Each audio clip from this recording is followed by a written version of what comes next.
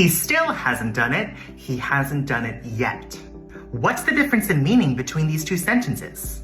In English, the word still expresses that something started in the past and continues in the present.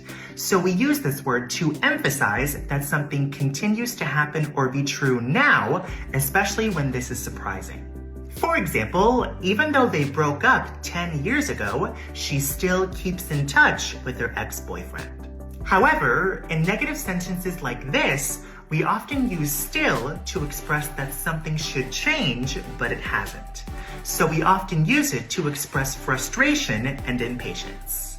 For example, a mother could say, I told him to clean his room 2 hours ago, but he still hasn't done it. However, we use yet in negative sentences to say that we expect something to happen in the future. So he hasn't done it yet just means that he hasn't done it, but he'll likely do it in the future. So we use yet to state a simple fact, not necessarily to express frustration or impatience. For example, if a father wants to take his son out for ice cream, his wife could say, you can't, he hasn't finished his homework yet. Now practice using still and yet in negative sentences in the comments below.